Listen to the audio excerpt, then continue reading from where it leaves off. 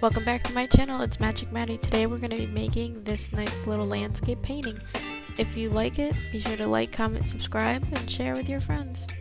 We're going to start with a light wash of this, I don't know if you would consider it like a hunter green or like a bluish green. You could really do any color you want, but this is the color scheme that I'm going with. I'm mixing like a teal with some green. You want it darkest at the top, and it's going to be lightest at the bottom. I'm going to pull that color all the way down to the bottom.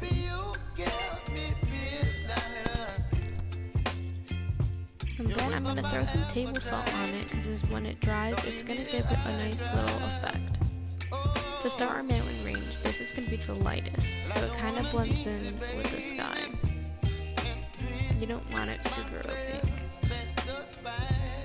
And then make sure that everything is dry between each layer. So now we're going to go in and do our second mountain range. This will be a little bit darker than the one on top of it. It will help give a nice depth of field look.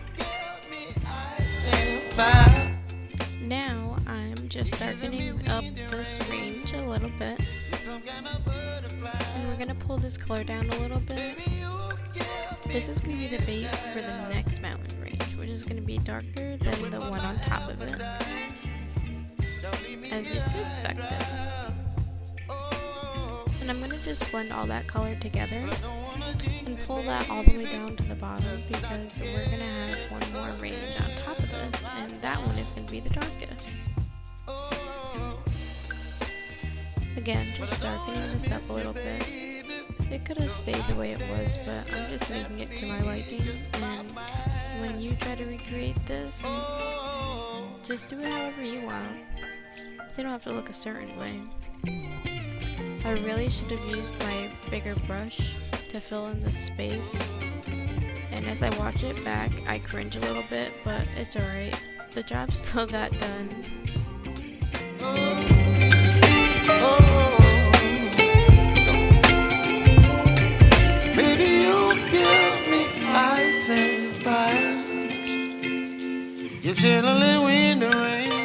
And now I'm just going to fill this in so that it looks flatter. The lines aren't sticking out as much. You don't have to do this, but I'm doing it. It's going to get covered up in the tree anyways, so it's really up to you what you want to do, but I would use a wider brush, like the one on screen to the side, to do this part instead of like a skinnier brush. I just really love these brushes that I'm using. They're by Arteza. They're perfect for doing this tree. I'm kicking myself because I didn't record the first one. You want to start with little motions going up, like the top of like a Christmas tree kind of, and then you're going to just fan it out and give it little leaves. Then as you go down, you're going to want to start angling those lines down, because just like a tree would do in nature, or even when you like buy a Christmas tree, you notice that the needles start to fall down, and so do the branches. So that's just what we're going to do here, and the key to these is just a lot of layers. So you want to keep building up all these layers until you get the desired look.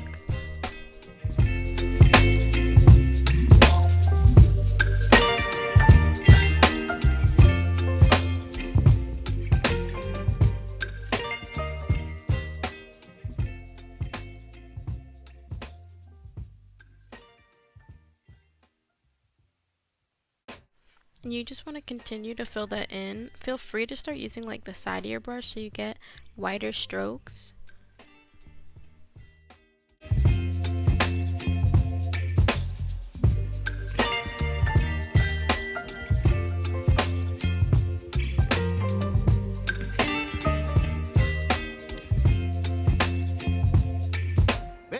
And now I'm taking like a lighter version of this wash that I originally used for the tree, and I'm just filling in the space around the base of the tree, or like the trunk area. That way the tree looks fuller.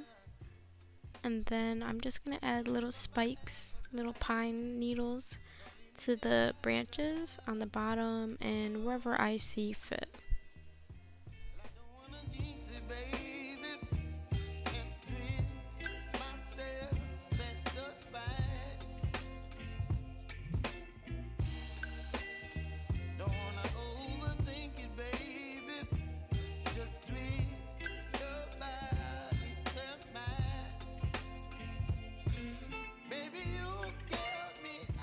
And now we're going to do our tree that's off in the distance. I'm mapping out where I want it to be. For this we want to keep the brush pretty wet, opposed to having it slightly dry, so the flow works a lot easier.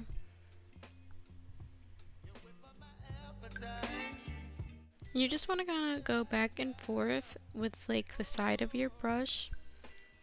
However, you don't want to make it exactly even because trees in nature aren't perfect and they're not even. Now I'm just filling in some space with some lighter wash, with some downward motion, stippling a little bit. It's really up to you how you want the tree to end up looking. I'm still going to end up giving it a little bit of details, the little pine needle looks, the little pokey guys at the top and at the bottom.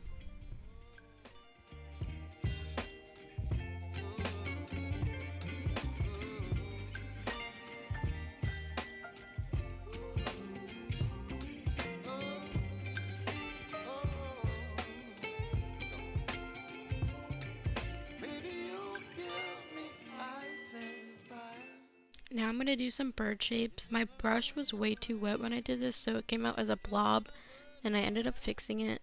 You're going to want to do little M shapes to make the birds look like they're flying off into the distance.